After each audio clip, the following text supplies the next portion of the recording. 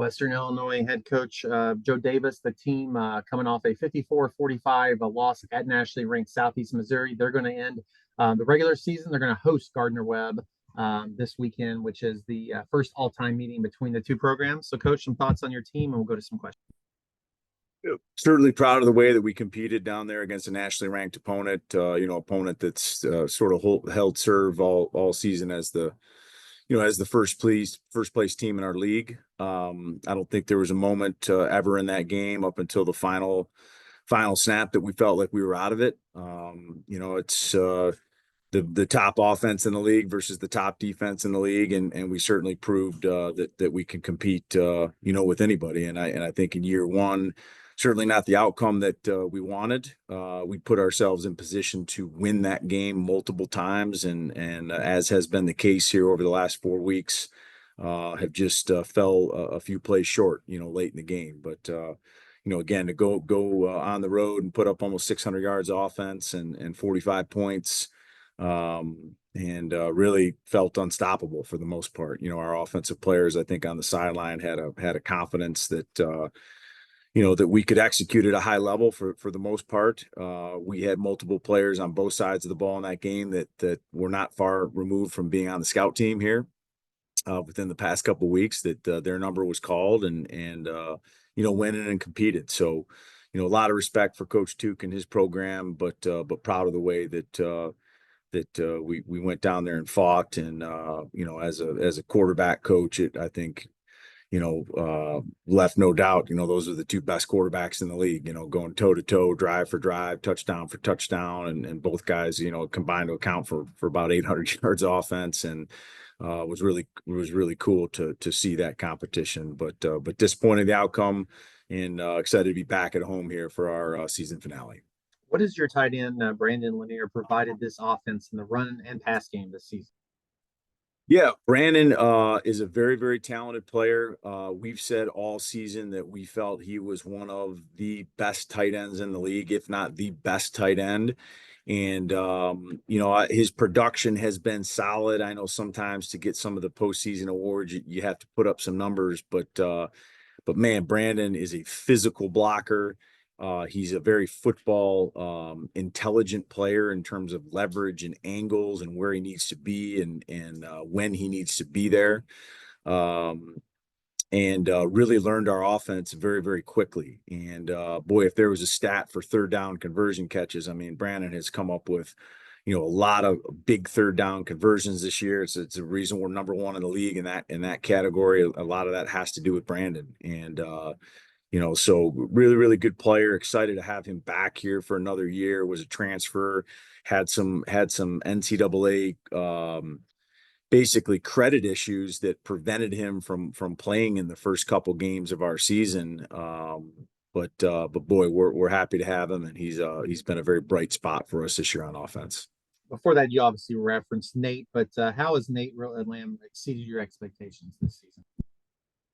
Yeah, I don't know that he's exceeded them. I mean, I think we came out of spring football as a staff saying we think we have a pretty talented quarterback, and like I said, throughout the summer and the preseason, you just have to see these guys play, once they get into live bullets and see how they respond and react. But Nate has had an excellent season. I've mentioned it multiple times. I mean, he's arguably the best player in the conference, is up for conference player of the year, and has earned it, has earned every bit of it, and has made guys around him better. I think has grown with our offense and with our system and players throughout the season. I've mentioned a few times, Kyle, for 3 or 4 weeks there, we had so many new players, and you're still trying to figure out who fits where and what is the best way to maximize the talents and the skills of the players that we have. And Nate had patience with that and kind of grew with those guys. So yeah, excited to see him hopefully finish the season very, very strong. Can you touch just on this senior class and the impact it's had for you as a first-year head coach?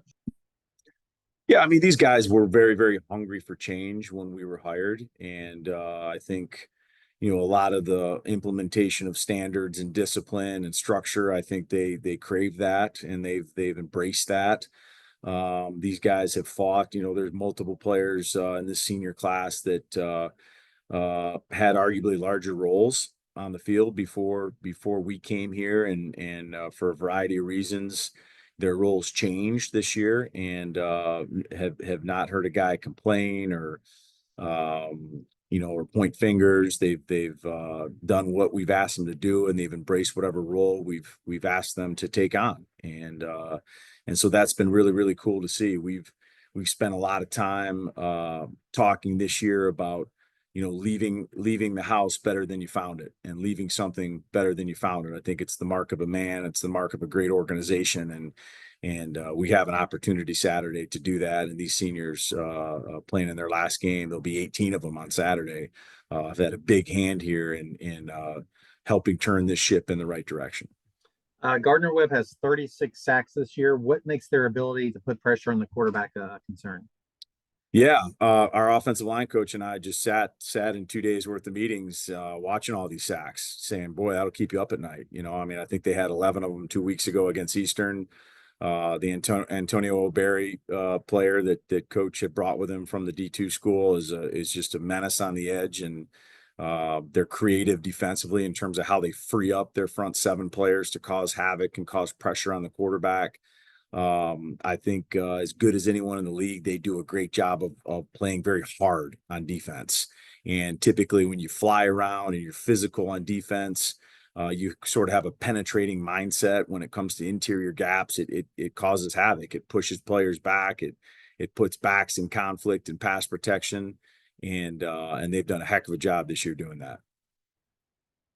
I'm going to end with this question then too. And you haven't played this last game yet, but obviously you probably want to be 12-0, right? You want to win every game, but how do you think, this team has made strides this year as you build? Because there's some other coaches you've referenced in this league. They didn't win that many games their first couple of years, but how have you seen this team progress that will just help going forward? Yeah, I mean, hey, we're sitting here at at 3-8. I caught the end of Jed's press conference there. We feel probably very similar to Lindenwood. I think we're better than the record shows. I mean, of these last four games, there's three of the last four games basically came right down to the final possession or two, and we were able to score a ton of points and be very very productive. And you just you need a turnover here, a stop here, and you're possibly looking at a different record here as you go into the last week of the season. But that hasn't been the case, and so we'll focus on those positives and hope to finish this thing out very very strong on Saturday against a really really good Gardner Webb team. Coach, appreciate your time not only this morning but all season long, and best of luck to your squad this Saturday. Thanks so much, Kyle. Happy Thanksgiving to you and yours, man.